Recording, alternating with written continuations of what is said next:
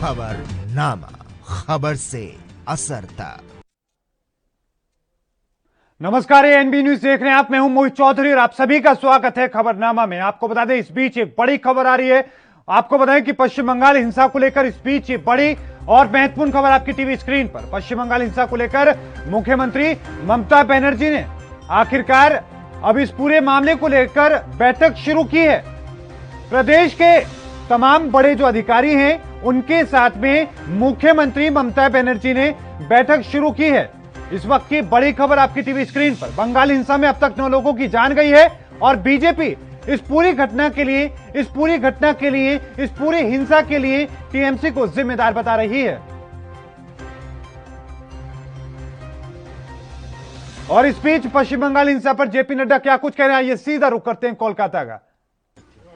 कि भारतीय जनता पार्टी के एक एक कार्यकर्ता के साथ करोड़ों पार्टी के कार्यकर्ता खड़े हैं और उनकी शहादत जाया नहीं जाएगी।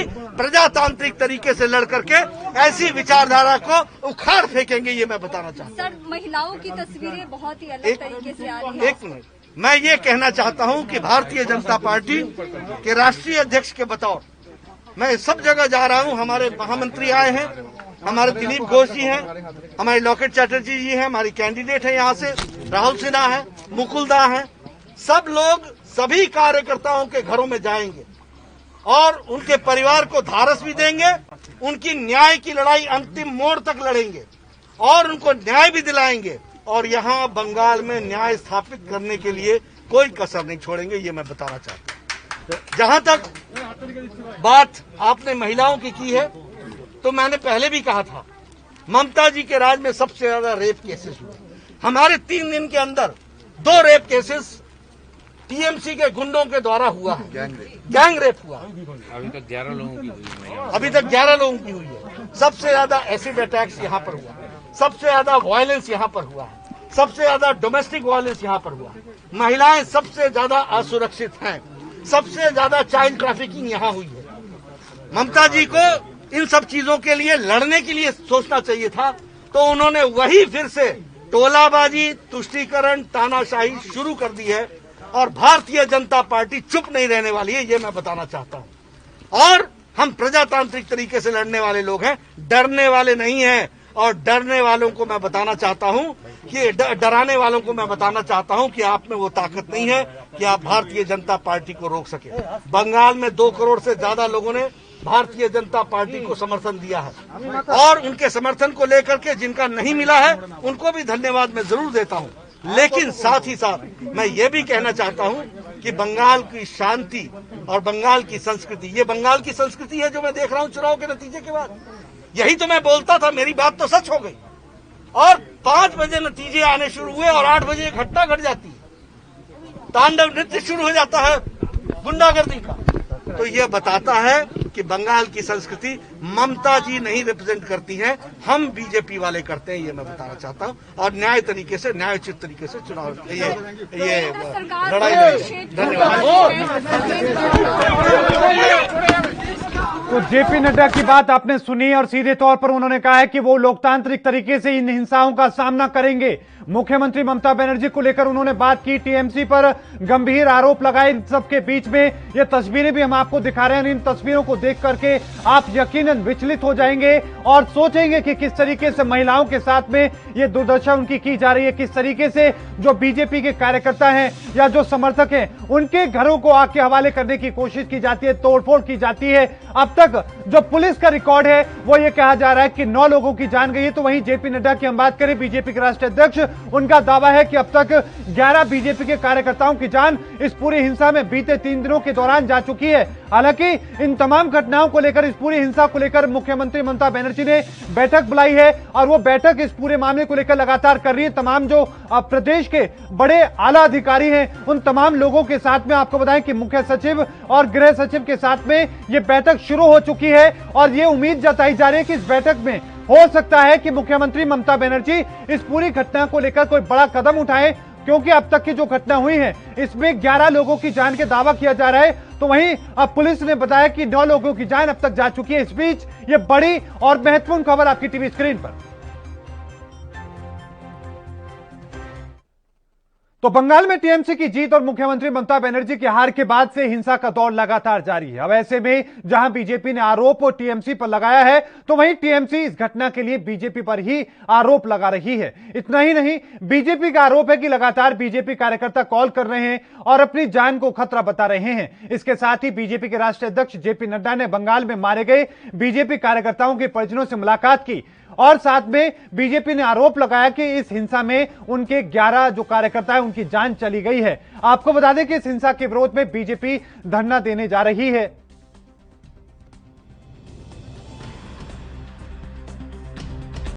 पश्चिम बंगाल के चुनाव के नतीजों के बाद जो घटनाएं देखने को और सुनने को मिली हैं, वो हमें हतप्रभ करती हैं, चिंता में डालती हैं, क्योंकि शायद ऐसी घटनाएं भारत के विभाजन के समय मैंने सुना था, लेकिन उस आजाद भारत में अब चुनाव के नतीजों के पश्चात इतनी असहिष्णुता, इनटॉलरेंस हमने आज दिन तक नहीं देखा है। कार्यकर्ताओं पर जो प्रहार हो रहा है उसको व्यक्तिगत रूप से देखने के लिए और उन कार्यकर्ताओं के साथ इस विपत्ति काल में खड़े होकर के प्रजातांत्रिक तरीके से इस लड़ाई को लड़ने के लिए भारतीय जनता पार्टी कृत संकल्प है।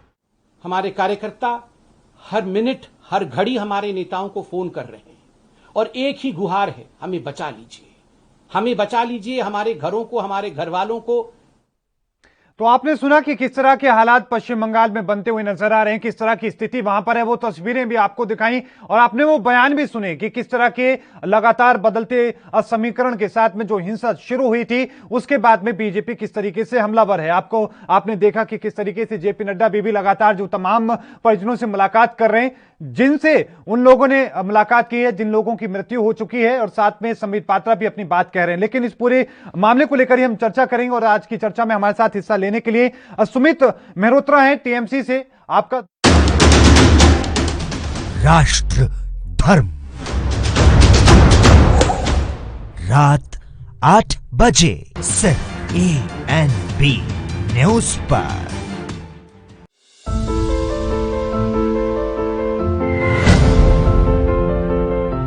जब तक आवश्यक न हो घर से न निकले। हाई रिस्क कैटेगरी से जुड़े हुए लोग जैसे 10 साल से कम उम्र के बच्चे, 60 साल से अधिक उम्र के बुजुर्ग, गर्भवती महिलाएं, एक से अधिक बीमारियों से ग्रस्त व्यक्ति व कमजोर इम्यूनिटी वाले लोग घर से बाहर न निकलें। बगैर मास्क के घर से बाहर बिल्कुल न निकलें। अनावश्यक भीड़ भाड़ वाली जगह पर न जाएं। व्यापारी गण मास्क एवं ग्लव्स का इस्तेमाल जरूर करें। कार्यालयों में कर्मचारियों को शिफ्ट में बुलाएं। एक बार में आधे से अधिक कर्मचारियों को न बुलाया जाए। फील्ड में तैनात अधिकारी एवं कर्मचारी मास्क एवं ग्लव्स जरूर पहने। स्वच्छता, सैनिटाइजेशन एवं फॉगिंग नियमित रूप से कराई जाए और कंटेनमेंट जोन को सख्ती से लागू किया जाए। रात्रि कर्फ्यू का पालन करें। कोरोना की लड़ाई में शामिल योद्धाओं का सहयोग एवं सम्मान करें। कोरोना की लड़ाई के लिए आवश्यक जीवन रक्षक दवाओं एवं ऑक्सीजन इत्यादि का अनावश्यक भंडारण न करें। अफवाहों से बचें। 18 वर्ष से अधिक आयु के नागरिक 1 मई 2021 से निशुल्क टीकाकरण करा सकेंगे। आइए टीकाकरण के इस महाअभियान में हम सभी अपना योगदान दें। 28 अप्रैल 2021 से पंजीकरण शुरू। घबराने की नहीं है बात, सरकार खड़ी है साथ।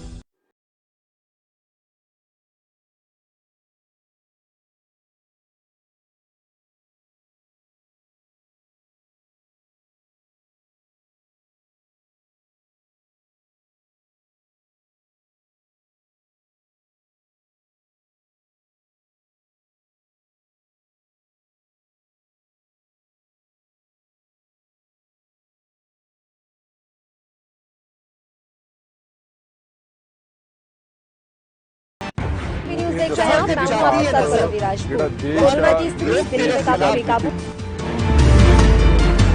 खबरनामा, खबर से असर तक।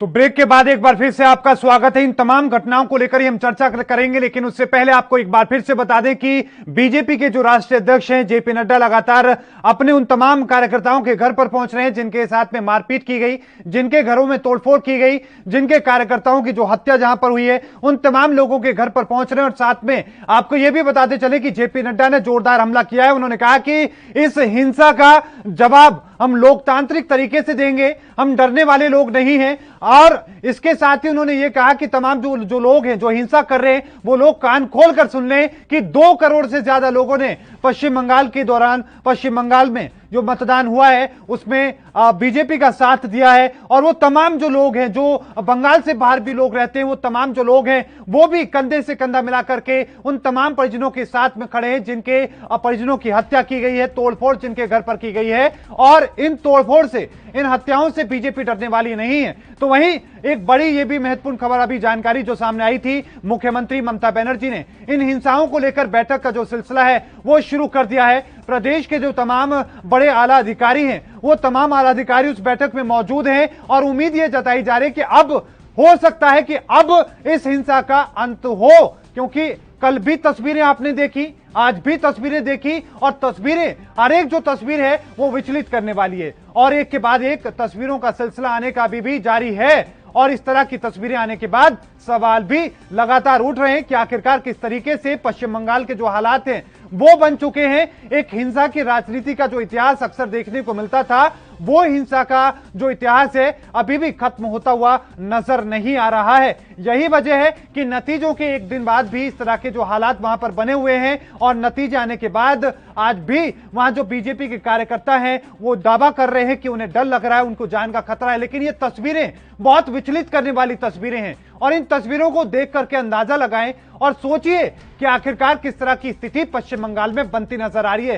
किस तरीके से 2-2, 3-3 जो लोग हैं एक महिला के ऊपर इस तरह से जो ज्यादती करते नजर आते हैं, उसके बाल पकड़कर खींचने की कोशिश करते हैं। इन तमाम जो तस्वीरें जो आपको हम दिखा रहे हैं इनकी पुष्टि एनपी न्यूज नहीं करता, लेकिन इन तमाम तस्वीरों को बीजेपी ने, जेपी नड्डा जो कि राष्ट्रीय अध्यक्ष हैं बीजेपी के, उन्होंने ट्वीट किया है और यह आरोप लगाया है और साथ में दावा किया है कि तस्वीरें बंगाल की हैं और बंगाल में नतीजों के आने के बाद बीजेपी के कार्यकर्ताओं के साथ, उनकी माता बहनों के साथ में इस तरह की जो दरिंदगी टीएमसी के जो कार्यकर्ता कर रहे हैं, इस तरह की बातें जेपी नड्डा के द्वारा कही गई। आज क्योंकि आज बड़ा दिन, लेकिन इन बड़े दिन के साथ ही जेपी नड्डा वहां पर पहुंचे हैं और उन कार्यकर्ताओं का मनोबल बढ़ाने की कोशिश कर रहे हैं जिन लोगों ने अपने लोगों को खोया है, जिन लोगों के घर पर यह तोड़फोड़ की गई है, जिनके साथ में मारपीट की गई है। लेकिन इन सब के बीच में अभी भी जो हालात हैं वो गंभीर बने हुए हैं।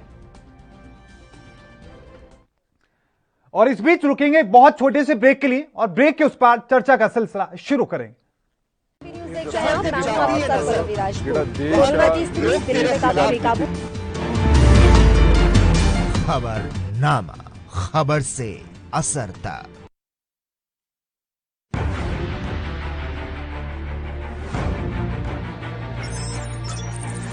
खबर चाहे सियासत की हो या सरकार की, खबर चाहे भ्रष्टाचार की हो या गुनहगार की, दिन भर में क्या रहा देश जगत का हाल, किस मुद्दे ने बनाई किसकी सरकार, रखते हैं हम सब पर नजर, पहुंचाते हैं हम हर खबर। हम हैं ANB न्यूज। क्या आप दुबले पतले कमजोर हैं, आपकी सेहत नहीं बनती, भूख कम लगती है, वजन नहीं बढ़ता? दरअसल मेन बात खाना पीना खाना नहीं है, मेन बात है खाया पिया लगना। और अगर खाया पिया लगेगा ही नहीं तो सेहत बनेगी कैसे? इसलिए हमारी संस्था सन्यासी आयुर्वेदा ने एक ऐसी दवा बनाई है जो कि आपके पाचन तंत्र को, आपके लीवर सिस्टम को ठीक करने का काम करती है, ताकि आप जो भी खाएं उसका पूरे का पूरा निचोड़ आपके शरीर को लगे, आपकी भूख बढ़े, खाया पिया सही से लगे, नया खून बने, हड्डियों में जान आए, वजन बढ़े, ताकत बढ़े, चेहरे पर नूर आए और आप मोटे, तगड़े, खूबसूरत पर्सनैलिटी के मालिक बन जाएं। यह दवा पूरी तरह से आयुर्वेदिक होती है। इसका शरीर पर कोई भी साइड इफेक्ट, कोई भी नुकसान या दुष्प्रभाव नहीं होता। लड़के, लड़कियां दोनों इसका इस्तेमाल कर सकते हैं और पहले 15 दिन के अंदर ही आपको इसका असर महसूस हो जाएगा। सिर्फ 650 रुपए की पूरे 1 महीने की दवा होती है और आप इसे घर बैठे 01145454545 पर फोन करके दवा मंगवा सकते हैं।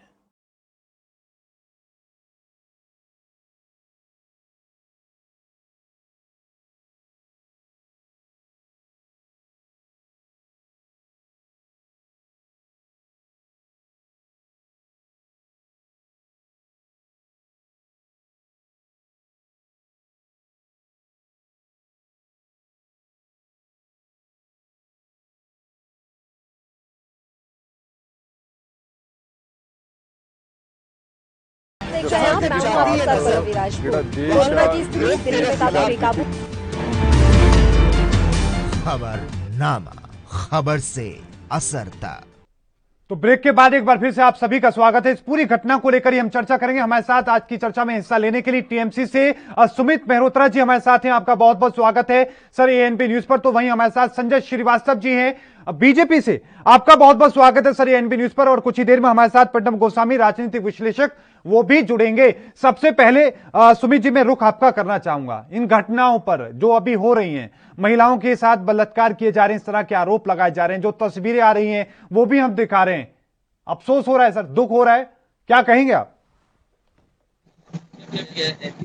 ना हमारे पास संज्ञान में नहीं आई है कि महिलाओं के ऊपर कोई बदसलूकी हुई हो, क्योंकि वहां पे पुलिस जांच कर रही है और आज माननीय ममता दीदी भी इसके ऊपर मीटिंग कर रही हैं कि जो घटना घटी है, आगजनी हुई है, वो कौन लोग हैं उन्हें चिन्हित करा जा रहा है। और चाहे वो पार्टी का हो, टीएमसी का लेकर के बदनाम कर रहा है, उसके ऊपर सख्त से सख्त कार्रवाई होगी। बख्शा किसी को नहीं जाएगा। बंगाल के अंदर जिस तरीके से बाहर के लोग आकर के टीएमसी को बदनाम करने का काम कर रहे हैं, तोड़फोड़ कर रहे हैं, एक किसी को भी वहां पे बख्शा नहीं जाएगा। सर ये बाहर के लोग कौन हैं, क्या होता है सर? बाहर के लोगों का मतलब भी एक बार थोड़ा समझा दीजिए, क्योंकि इसको लेकर भी एक अलग तरह की सियासत है। बाहर के लोग, आपको 3 दिन बाद पता नहीं चलता कि कौन है वो लोग। बाहर के लोग 3 दिन बाद मुख्यमंत्री बैठक करती हैं। बाहर के लोग, 11 लोगों की जान चली गई। बाहर के लोग महिलाओं के साथ में वो तस्वीरें, मैं पीसीआर से फिर बोलता हूँ, तस्वीरें दिखाएं आपको और देखिए सर उनको और अंदाजा लगाइए क्या हाल हो रहा है सर। मोहित जी हमारे पास भी, मोहित जी वहाँ पे पुलिस भी जांच कर रही है, वेस्ट बंगाल पुलिस भी जांच कर रही है, क्योंकि अभी जो है ये सब वहाँ पे वेस्ट बंगाल चुनाव आयोग के अधीन में है। सीएम अभी कोई नहीं है। माननीय मुख्यमंत्री राज्यपाल को जाके अपना इस्तीफा सौंप चुकी हैं। जो भी होगा वो शपथ के बाद होगा, सीएम बनेंगे। अभी जो पुलिस प्रशासन है वहाँ पे जो भी काम करेगा वो चुनाव आयोग के अधीन है और राज्यपाल देखेंगे। अभी वहाँ पे हम खुद मानते हैं वहाँ पे घटना हो रही है, पर जिस तरीके से हो रही, हमारे भी 6-7 वहाँ पे टीएमसी के कार्यकर्ता शहीद हुए हैं, मारा गया उन्हें। अब वो किसने मारा है इसकी भी जांच हो रही है। तो अभी कुछ चीज कहना एकदम से हड़बड़ाहट में नहीं, और हम लोगों को शांति बनाए रखना है वहाँ के बंगाल के लिए। बंगाल में चाहे वो हिंदू हो चाहे मुसलमान हो, सब आपस में भाई हैं। हमें लड़ाई नहीं लड़नी है। सारे ही बंगाल वासियों ने माननीय ममता दीदी को वोट करा है, तो माननीय ममता दीदी का दायित्व तो ये बनता है, उनके लिए बनता है कि वो उनकी रक्षा करेंगी। कहाँ रक्षा हो रही है? चलो मैं आगे आऊंगा। चलो सुमित जी आऊंगा। मोहित जी, जी बताएं। जिस तरीके से हमारे माननीय योगी बाबा जी ने चुनाव के दौरान बंगाल में जाकर के एक बात कही थी, शायद आपको मालूम होगा, आप सब चैनल वालों के पास होगा, कि 2 तारीख के बाद टीएमसी के गुंडों को अपनी जान बचाना मुश्किल पड़ जाएगी। सर बहुत अच्छा है, बहुत अच्छा सर, बहुत अच्छा सुमित जी, आपको वो याद है। मुझे पूरा विश्वास है आपको वो बयान भी याद होगा मुख्यमंत्री ममता बनर्जी का कि चुनाव हो जाने दीजिए, इनको देख लेंगे। ये लोग गुजारिश करेंगे कि यहाँ पर अर्धसैनिक बलों को और थोड़े दिन रोक लीजिए, सीआईएसएफ को रोक लीजिए, सीआरपीएफ को रोक लीजिए, देख लेंगे इनको। यही देखना बाकी था सर, महिलाओं का अत्याचार, महिलाओं पर इस तरह के अत्याचार, यही देखना था जी। जो माननीय ममता दीदी ने कहा उसमें ये कहा है, आप लोग गुंडागर्दी करोगे तो आपको कोई भी व्यक्ति हो गुंडागर्दी करने वाला पक्का नहीं जाएगा। एक सीएम ये कहता है कि गुंडों को 2 तारीख के बाद जान बचाना, एक खुलेआम चैलेंज दे रहे थे। दंगा तो इन्होंने भड़काया है वहां पे। गुंडे सीआरपीएफ को रोकेंगे, देखिए गुंडे सीआईएसएफ से गुहार लगाएंगे जी। सुमित जी चलो मैं आपका कमेंट हो गया है पहला, मैं बीजेपी का भी कमेंट इस पे ले लेता हूं, उसके बाद बाकी तमाम चर्चाओं पर भी रुख करूंगा। संजय जी, अभी जो हालात वहां पर बने हुए हैं, जेपी नड्डा खुद वहां पर पहुंचे हुए हैं, इन सब तमाम चीजों को लेकर अपनी बात आप कह रहे हैं, लेकिन टीएमसी अभी भी ये कह रही है कि काम तो आपका है। देखिए मोहित जी, इस देश के अंदर में भारत देश की सबसे बड़ी जो खूबसूरती है वो लोकतंत्र है, और लोकतंत्र के अंदर में जनता का जो आदेश रहता है, जिसको हम जनादेश कहते हैं जी, उनके अनुसार ही जनादेश प्राप्त होता है और निर्णय होते हैं। एक बार फिर से 5 राज्यों में चुनाव संपन्न हुए। ऐसा नहीं है कि केवल टीएमसी की सरकार बंगाल में बनी, हम 78 विधायकों के साथ में जीते, असम में हम सरकार बनाए, पांडिचेरी में हम सरकार बनाए, तमिलनाडु में डीएमके की सरकार बनी। यही लोकतंत्र की खूबसूरती है कि जहां के लोग जिस कार्यशैली को पसंद करते हैं वहां उनको बहुमत देते हैं। लेकिन जिस तरीके से 10 साल से टीएमसी की ममता बनर्जी और टीएमसी पार्टी वहां पर सरकार में रही और एक तनाव रहा, ठीक है तनाव रहा, चुनाव के अंदर में बहुत सारी बातें सामने आती हैं, कथन एक दूसरे को हम चैलेंज करते हैं, चुनौती देते हैं, कई प्रकार की बातें होती हैं, लेकिन ये सब चुनाव के साथ साथ और परिणाम के साथ में समाप्त हो जाता है। संजय श्रीवास्तव जी, मैं आपको बीच में रोक रहा हूं, मैं आपका पूरा कमेंट लूंगा, लेकिन इस बीच एक बहुत बड़ी खबर आ रही है पश्चिम, आपको बताएं कि बंगाल से, इस बीच एक बड़ी खबर पंजाब से, माफ कीजिए पंजाब से, इस बीच ये बड़ी खबर, मुख्यमंत्री कैप्टन अमरिंदर सिंह ने पत्र लिखा है, मुख्यमंत्री ने पत्र लिखा है, सीएम ने पीएम और गृह मंत्री अमित शाह को पत्र लिखा है। इस बीच ये बड़ी और महत्वपूर्ण खबर आपकी टीवी स्क्रीन पर, 50 मैट्रिक टन ऑक्सीजन कोटा बढ़ाने की मांग ये पंजाब के द्वारा की गई है। मुख्यमंत्री ने कल भी केंद्र सरकार से अपील की थी, लेकिन अब एक बार फिर से मुख्यमंत्री कैप्टन अमरिंदर के द्वारा प्रधानमंत्री मोदी और गृह मंत्री अमित शाह को पत्र लिखा गया है, और पत्र लिखकर 50 मैट्रिक टन ऑक्सीजन की जो मांग की गई है। इस बीच ये बड़ी खबर आपकी टीवी स्क्रीन पर एएनपी न्यूज आप तक पहुंचा रहा है। आपको बता दें कि कोरोना काल का जो स्थिति है पूरे देश में लगातार गंभीर बनती नजर आ रही है, तो पंजाब में भी हालात जो हैं वो चिंताजनक बने हुए हैं, और ऐसे में मुख्यमंत्री कैप्टन अमरिंदर ने पत्र लिख करके प्रधानमंत्री मोदी से गुहार लगाई है। 50 मैट्रिक टन जो ऑक्सीजन है उसकी डिमांड की है, कल भी उन्होंने मांग की थी, लेकिन आज उन्होंने अपना पत्र लिखा है। पंजाब में लॉकडाउन लगा हुआ है, स्थिति गंभीर है, सख्ती बढ़ाई जा रही है, बावजूद इसके जो आंकड़े हैं वो कम होने का नाम नहीं ले रहे हैं। लेकिन इस बीच ये बड़ी और महत्वपूर्ण खबर आपकी टीवी स्क्रीन पर,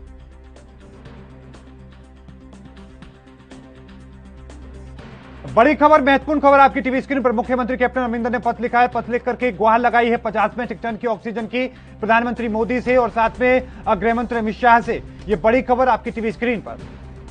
पंजाब के अंदर लगातार जो आंकड़े हैं हर रोज बढ़ते नजर आ रहे हैं, सख्ती के बावजूद जो आंकड़े हैं वो भी अभी भी कम होने का नाम नहीं ले रहे हैं। यही वजह है कि लगातार जो चिंताएं बढ़ती नजर आ रही, लेकिन इन चिंताओं के बीच में मुख्यमंत्री ने पत्र लिख करके प्रधानमंत्री से गुहार लगाई है। जगतार सिंह भुल्लर हमारे सहयोगी हमारे साथ और ज्यादा जानकारी के साथ जुड़ चुके हैं। जगतार सिंह भुल्लर, सीएम साहब ने पत्र लिखा है, गुहार लगाई है ऑक्सीजन की, क्या कुछ अपडेट है, विस्तार से बताएं। हेलो जी जगतार सिंह भुल्लर, क्या आपको आवाज मिल रही है हमारी?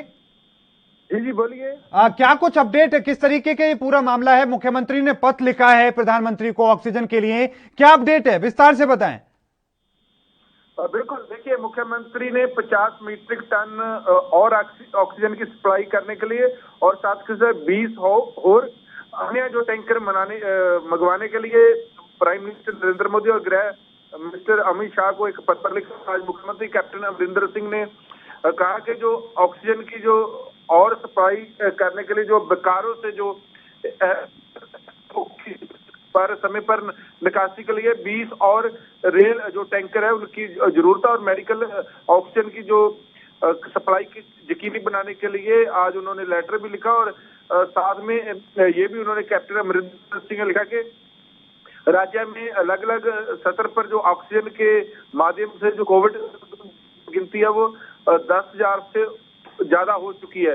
तो ऐसे में उन्होंने कहा कि जल्दी से जल्द जो ऑक्सीजन की जो कमी है वो पूरी की जाए, क्योंकि कीमती जो जहाज उनका काफी नुकसान हो रहा है। तो ये आज मुख्यमंत्री कैप्टन अमरिंदर सिंह की तरफ से पत्र लिखा गया है। जी बिल्कुल, बहुत बहुत धन्यवाद जगतार सिंह भुल्लर तमाम जानकारी को साझा करने के लिए। तो सहयोगी हमारे साथ जुड़े, उन्होंने बताया कि किस तरीके से पंजाब के मुख्यमंत्री ने पत्र लिख करके प्रधानमंत्री मोदी से गुहार लगाई है। और इस बीच रुकेंगे एक छोटे से ब्रेक के लिए, और ब्रेक के उस पार भी चर्चा का सिलसिला लगातार जारी है। देख रहे हैं आप, मैं हूं आपके साथ परवीन राजपूत। कोरोना की स्थिति दिल्ली में काफी बेकाबू। खबरनामा, खबर से असर तक।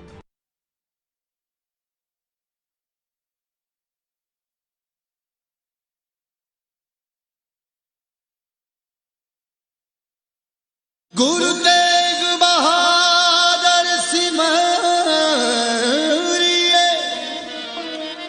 करनो निद आए ताए। श्री गुरु तेग बहादुर जी दी अलौकिकता नूं बयान करता गुरुद्वारा बड़ी संगत वाराणसी। ਇੱਥੇ ਧੰਨ ਧੰਨ ਸ੍ਰੀ ਗੁਰੂ ਤੇਗ ਬਹਾਦਰ ਸਾਹਿਬ ਮਹਾਰਾਜ ਜੀ ਨੇ ਆਪਣੇ ਚਰਨ ਪਾਏ ਤੇ 7 ਮਹੀਨੇ 13 ਦਿਨ ਤਪ ਕੀਤਾ। ਇੱਥੇ ਧੰਨ ਧੰਨ ਸ੍ਰੀ ਗੁਰੂ ਤੇਗ ਬਹਾਦਰ ਸਾਹਿਬ ਮਹਾਰਾਜ ਜੀ ਨੇ ਗੰਗਾ ਦਾ ਸੋਮਾ ਪ੍ਰਗਟ ਕੀਤਾ। ਗੁਰੂ ਤੇਗ ਬਹਾਦਰ ਸਾਹਿਬ ਮਹਾਰਾਜ ਜੀ ਦੇ ਜੋੜੇ, ਗੁਰੂ ਤੇਗ ਬਹਾਦਰ ਸਾਹਿਬ ਮਹਾਰਾਜ ਜੀ ਦਾ ਚੋਲਾ ਸਾਹਿਬ, ਇਸ ਤੋਂ ਇਲਾਵਾ ਹੱਥ ਲਿਖੇ ਹੁਕਮਨਾਮੇ ਇਸ ਗੁਰਦੁਆਰਾ ਸਾਹਿਬ ਵਿਖੇ ਸ਼ੋਭਾਇਮਾਨ ਨੇ। ਗੁਰੂ ਸਾਹਿਬ ਜੀ ਦੀ ਸ਼ਾਂਤੀ, ਸਰਲਤਾ ਅਤੇ ਸਹਿਜਤਾ ਦੀ ਰੂਪਮਾਨੀ ਕਰਦੇ ਇਸ ਪਵਿੱਤਰ ਸਥਾਨ ਦੇ ਦਰਸ਼ਨ ਕਰ ਸੰਗਤਾਂ ਨਿਹਾਲ ਹੁੰਦੀਆਂ ਹਨ।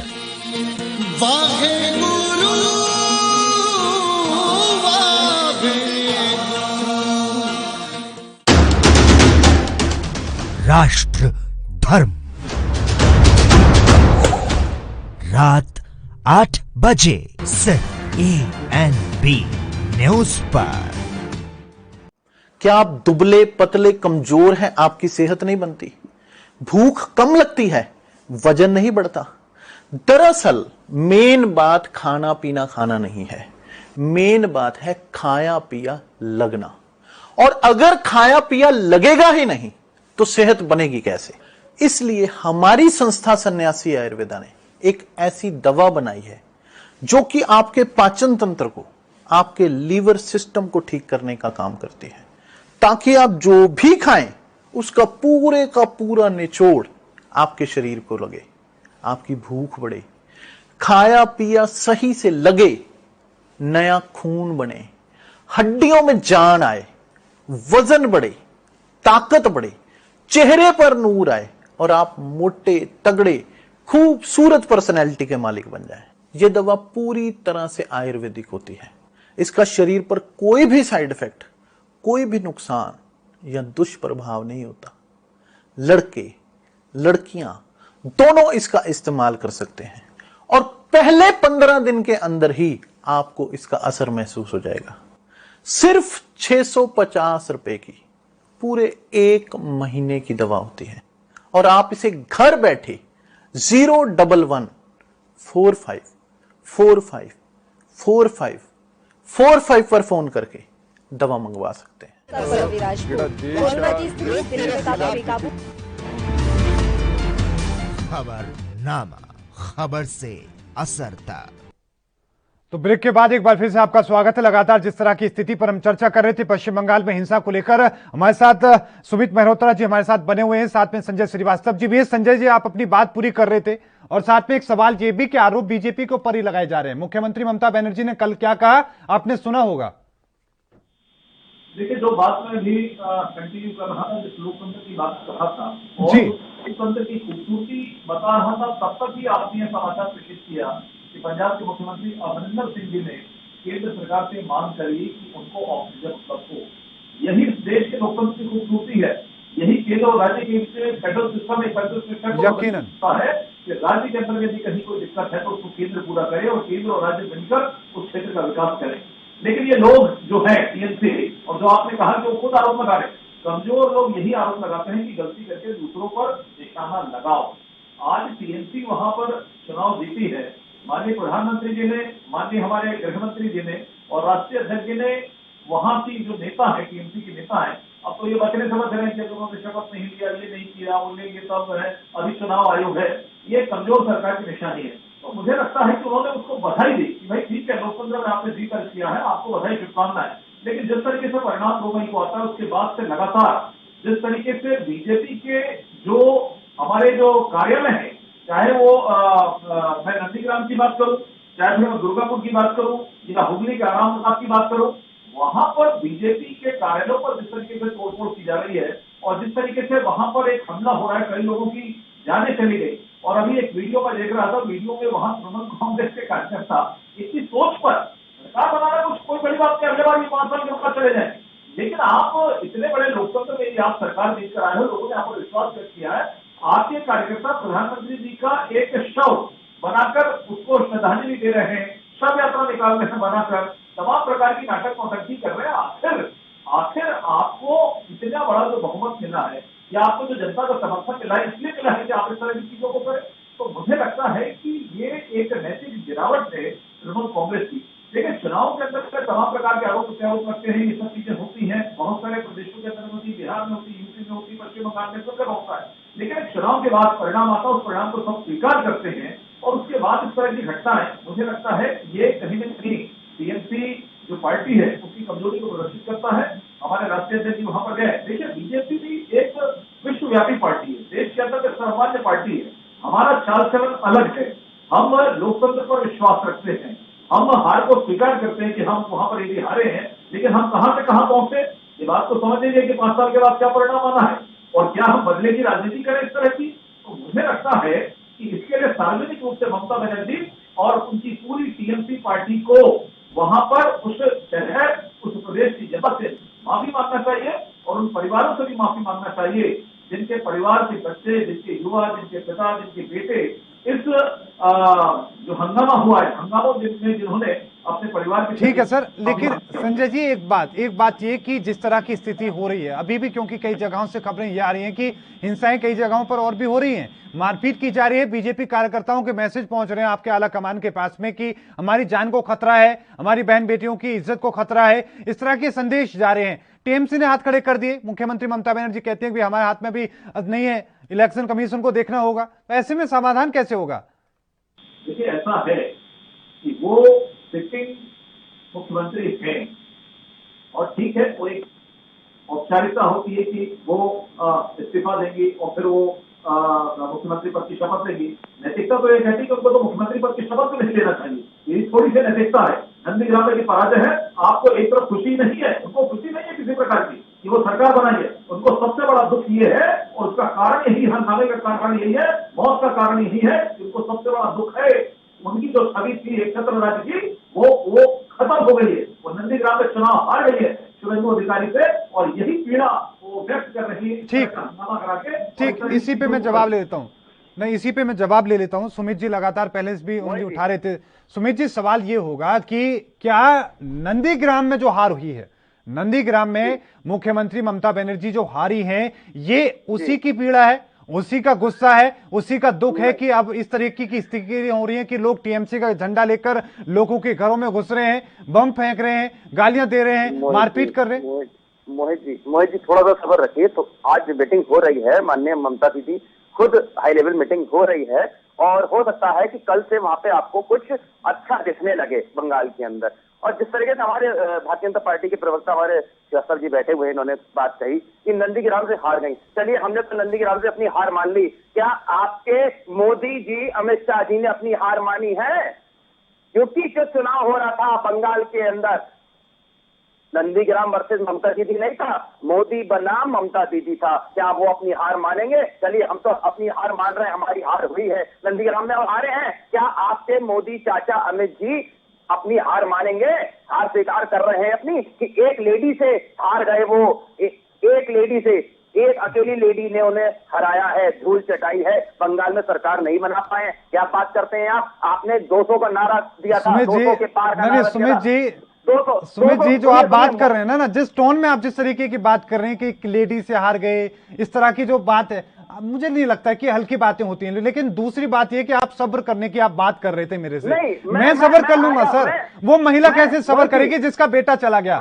वो शख्स कैसे सब्र करेगा जिसका घर तोड़ दिया गया, जिसकी दुकान लूट ली गई? वो बहन कैसे सब्र करेगी जिसका भाई मार दिया गया? वो कैसे सब्र करेगा सर? मोहित जी, मैं सुमित जी कह रहा हूँ, आपके चैनल से कह रहा हूँ, आप थोड़ा सा सब्र रखिए। वहाँ पे जो घटनाएं हुई हैं, जो लोग मरे हैं, हमें भी पीड़ा है, हमें भी दुख है कि जिन लोगों के घर के बच्चे गए हैं, बहन का कुछ हुआ है, हम सब कुछ देख रहे हैं, जान रहे हैं, हमें भी पीड़ा है। नहीं सुमित जी, आरोप ये है कि नंदीग्राम में मुख्यमंत्री ममता बनर्जी हार गई है, उसी की वजह से हो रहा है, उसी गुस्से का शिकार लोग हो रहे हैं। नहीं, वो उस दिन उन्होंने खुद कहा है कि मैं हार अपनी स्वीकार करती हूँ, कोई छिपी हुई बात नहीं, उन्होंने खुद कहा है मैं हार स्वीकार करती हूँ। उन्होंने जो भी जनता से वहां की अपील करी है, कोई जुलूस नहीं निकलेगा, कोई कुछ नहीं करेगा, उन्होंने खुद अपील करी है। ऐसा नहीं है कि माननीय ममता दीदी को दुख नहीं है, पर वहां की जनता ने इन्हें भारतीय जनता पार्टी को आईना दिखाया है। बंगाल में आप सरकार नहीं बना पाया है, हो सकता है ये उसी का ही परिणाम हो। इन्होंने इस बार लड़ाई दंगों में माहिर रहते हैं, जो चुनावों के अंदर हुआ है, कई जगह इन्होंने घटनाएं ऐसी करी हैं अपने लोगों। मैं कहना नहीं चाहूंगा, एक इनके नेता है अर्जुन सिंह ने बैरकपुर के अंदर, अब मैं कुछ कहूंगा नहीं, एक ऐसे व्यक्ति को मारा है, पर अब क्या कहें, उसका नाम भी मैं नहीं लूंगा, वो इस दुनिया में नहीं है, हिंदू था, सारी बातें थी, वो टीएमसी से बीजेपी में चला गया, वापस टीएमसी में आना चाहता था। तो अर्जुन सिंह केंद्रीय सांसद जो है इनका, अर्जुन सिंह गुंडा, उसका चार्ज देखिए सुमित जी नहीं थोड़ी तो शोभा रखिए सुमित जी। नहीं सुमित जी नहीं, आपकी टोन में इतनी नफरत है, आपके शब्दों में इतनी इस तरह की शब्द में आप इस तरह की बात कह रहे हैं, तो सोचिए कि जमीनी स्तर पर जो कार्यकर्ता सुनते होंगे वो क्या करते होंगे। नहीं, आपके शब्द में जिस तरह की टोन में आपका ये है, नहीं सर, एक सांसद को आप इस तरह की बात कह रहे हैं बंगाल के अंदर। नहीं, कम से कम यहाँ तो मत कीजिए। मैं आपको बता दूं, बंगाल के अंदर जिस तरह की घटना हो रही है, दूध का दूध पानी का पानी होगा, किसी को बख्शा नहीं जाएगा, चाहे वो टीएमसी का कार्यकर्ता चलिए ठीक है करे या भारतीय जनता पार्टी का बन के करे। ठीक है संजय जी, आपने तमाम बातें सुनी, उन्होंने साथ में ये भी इंक्लूड किया कि बीजेपी सत्ता नहीं आ पाई, सरकार नहीं बना पाई, ये जलन उनकी भी हो सकती है, आपकी भी हो सकती है, आप भी कर सकते हैं खुद। देखिए चुनाव में जीतता वो पसंद होता है, चुनाव में भी कोई हारता है, तकलीफ होती है, इसमें कहीं कोई दिक्कत की बात नहीं जी। लेकिन बीजेपी की तुलना टीएमसी से करना भी मुझे लगता है कि आज के समय में ठीक नहीं होगा। हम देशव्यापी पार्टी है, केंद्र में हमारी सरकार है, विभिन्न राज्यों में हमारी सरकार है, और अब एक दस्तक हमने दे दी है कि पश्चिम बंगाल अब किसी की बकौती नहीं है। पश्चिम बंगाल अब वहां पर लीडर अपोजिशन यदि कोई है तो बीजेपी है। इसका सीधा सा अर्थ है कि अब हमारे रास्ते खुले हैं और आने वाले 5 साल के बाद वहां टीएमसी नहीं दिखेगा, कांग्रेस और तो समाप्त हो गए, अब टीएमसी नहीं, वहां पर सबक सिखाएगी जनता, अभी देश से भगाने का काम करेगी, देश से भगाने का काम करेगी, समझ लीजिए। सीखिए, थोड़ा डिबेट में बैठने का तरीका सीखिए, बीच में मत बोलिए, आपको समय दिया जाएगा। दूसरा नफरत, सुन लीजिए, रुकिए, कुछ भी बोल सकता हूँ, मैं भी कुछ भी बोल सकता हूँ, चैनल में बैठा हूँ तो मैं भी अपने शब्दों का प्रयोग कर सकता हूँ। सुमित जी सुन लीजिए, फिर आपका मैं केवल आपसे आग्रह कर रहा हूँ, और आप शब्दों से मारो, शब्दों से अटैक करो मेरे ऊपर, कहीं दिक्कत नहीं है, लेकिन गलत तरीके से बात मत करिए। मेरा कहने का मतलब है जिस टीएमसी आज नहीं, ऐसा नहीं कि टीएमसी के 10 साल में वहां पे इस तरह के हिंसा नहीं हुई, लगातार हिंसा की खबरें आई हैं, वहां पर बीजेपी का कोई विषय नहीं था उस समय हिंसा की खबरें। और मेरा निवेदन है कि किसी सांसद के ऊपर में यदि आपके पास में प्रूफ है तो बात करिए, नाम लेकर आप कर रहे हैं, नहीं तो कोर्ट कचहरी खुली है, आप फंस जाएंगे। यदि आपके पास प्रूफ नहीं है तो इस तरह के चैनलों के अंदर में इन शब्दों का प्रयोग मत करिए। मैं ये तो नहीं कह रहा हूँ कि ममता बनर्जी आपके पास है गुंडे प्रवृत्ति के लोग हैं, वो गुंडे हैं, हर जने जानता है अर्जुन का हाल। सबूत है, मिलेगा, आप अपना नंबर दीजिएगा। अरे सुमित जी सबूत दे दीजिएगा, लेकिन सवाल आज ये है सर कि आज जो हालात पश्चिम बंगाल में बने हुए हैं, इतनी बड़ी जीत के बावजूद लोकतंत्र में ऐसा लग ही नहीं रहा कि वो देश का हिस्सा है। वहां पर कोई पार्टी अगर जीत जाए, दूसरी नहीं जीत पाती है, तो उसके कार्यकर्ताओं के साथ इस तरह की बदसलूकी, और सिर्फ कार्यकर्ता नहीं सुमित जी, मैं एक तस्वीर आपको और दिखाता हूँ। अर्धसैनिक बलों के ऊपर पत्थरों से हमला किया गया, हमारे देश के जवान जो आपकी सुरक्षा में, हमारी सुरक्षा में लगे हैं, उन पर भी हमला। मोहित जी, जिस तरीके से आप कह रहे हैं अर्धसैनिक बलों के ऊपर हमला हुआ, चुनाव के दौरान सबने देखा नंदीग्राम के अंदर अर्धसैनिक बलों का क्या रवैया था, किस तरीके से काम कर रहे थे, घरों में घुस के लाठी डंडों से माँ बेटी बहनों को मारा है इन्होंने, वो भी बताना चाहिए। तो वो भी हर चीज जना देख रहा है, और जो आज घटना घटी है हम लोग को उसके ऊपर सोचना चाहिए, ये घटना ना घटे। अगर ये विपक्ष में है, केंद्र में बैठे हैं, तो वहां पे शांतिपूर्ण तरीके से काम हो, सब लोग सुखी रहें, पर भारतीय जनता पार्टी कभी नहीं चाहती है। वहां पे हर वक्त इन्हें बंगाल में हिंदू मुस्लिम कराने का इन्होंने पाठ पढ़ाया है बस, और कुछ नहीं करा है। विकास की 7 साल हो गए, बात कभी नहीं करी है। और सुनिए श्रीवास्तव जी, आप कहते हैं विकास की बात, विकास कितना हुआ है 7 सालों में आपको भी मालूम है। आप लोग सांसद विधायकों को खरीदने के लिए करोड़ करोड़ रुपए लगा देते हैं और देश की आज जनता मर रही है, उसके लिए आप नहीं लगाते हैं। सुमित जी कहां से कहां पहुंच रहे हैं आप। लेकिन सुमित जी बहुत गंभीर आरोप आप लगा रहे हैं कि अर्धसैनिक बलों ने नंदीग्राम में लोगों के मारपीट उनके साथ की है। आप कह रहे हैं कि घरों में घुस के, बहुत गंभीर आप बात कह रहे हैं, बहुत गंभीर आप बात कह रहे हैं। अगर इतनी गंभीर बात है, मुख्यमंत्री ममता बनर्जी ने किससे शिकायत की इसकी, क्या इस पूरे मामले को लेकर कदम उठवाया है? आप आरोप लगा देते हैं, नहीं आरोप आप लगा देते हैं। मुख्यमंत्री ममता बनर्जी कह रही थी उस टाइम पे भी जी आरोप नहीं है, जी आरोप नहीं है जी मोहित जी, आरोप नहीं है, ये सत्य है। सबने देखा है कि किस तरीके से नंदीग्राम के अंदर केंद्रीय सुरक्षा बलों ने वोट डालने से लोगों को रोका है। वीडियो भी वायरल हुई है, सब कुछ हुआ है। पर जो लोग वहां पे थे नंदीग्राम में अर्धसैनिक बल, क्या वो लोग भारतीय जनता पार्टी से मिलकर के काम कर रहे हैं? हमारे अर्धसैनिक बल जवान, हमारे शहीद वहां पे बॉर्डर पे हैं, हम उनका सम्मान करते हैं। पर जिस तरीके से नंदीग्राम के अंदर इन लोगों ने खेल खेला वो जनता जानती है, मुझे कहने की जरूरत नहीं है। बहुत चिंता की बात है जो आप बात जो कह रहे हैं सर, बहुत गंभीर बात है। मैं इसको लेकर आगे भी चर्चा करूंगा, लेकिन अभी जिस तरह की स्थिति है संजय जी, इसका समाधान नजर आता है? कल आप लोग प्रदर्शन कर रहे हैं, समाधान नजर आएगा? प्रदर्शन से होगा, धरने से खत्म होंगी हिंसाएं? देखिए सुमित जी, लोकतंत्र में चुनाव होता है, सरकारें आती हैं, सरकारें चली जाती हैं, सरकार बदल जाती है जी, इसमें कहीं दिक्कत की बात नहीं है। लेकिन लोकतंत्र हमेशा जिंदा होता है, व्यवस्थाएं हमेशा जिंदा होती है। वो लगाकर लोगों की रक्षा करता है। लेकिन एक मुख्यमंत्री या एक दल जो केवल पश्चिम बंगाल में, ऐसा नहीं कि दुनिया में है या पूरे देश के अंदर में है, वो यदि अपनी इज्जत बचाने के चक्कर में अर्धसैनिक बल, चुनाव आयोग, तमाम प्रकार की व्यवस्थाओं पर सवाल खड़ा करता है, इसका सीधा सा अर्थ है कि वो दिया बहुत जल्द अब बुझने वाला है।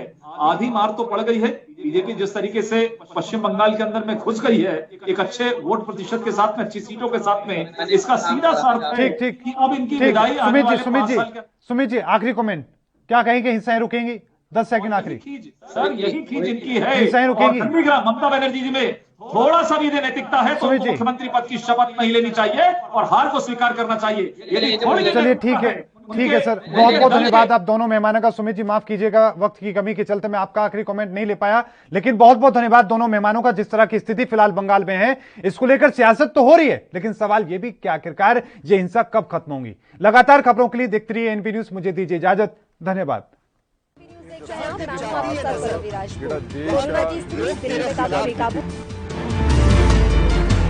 खबरनामा, खबर से असर तक।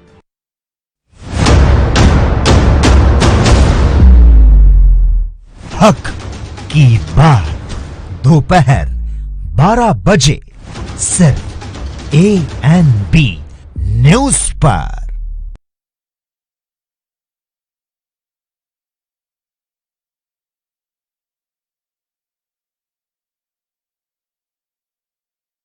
गुरु तेग बहादुर सिमरिए करनो इस पावन पवित्र स्थान ते गुरु तेग बहादुर साहब सच्चे पातशाह जी 6 महीने 9 दिन रहे। गुरु तेग बहादुर साहब सच्चे पातशाह जी ने गंगा जमुना सरस्वती का जो सुमेल है, इस स्थान तक पवित्र खूह है, उस खूह विच करवाया। इस स्थान ते 25 ਸਿੰਘਾਂ ਨੂੰ ਲਾ ਕੇ पहला श्री अखंड पाठ का प्रकाश इस पावन पवित्र स्थान ते होया। जड़ियां निशानियां ने सतगुरु जी की चौकी दे पावे, कृपान, संख साहब, जो सतगुरु जी दी इतिहासक निशानियां ने। नाम रहियो साधु रहियो गुरु गोबिंद, कहो नानक ए जगत में किन जपियो गुरमंत्र। वाहे गुरु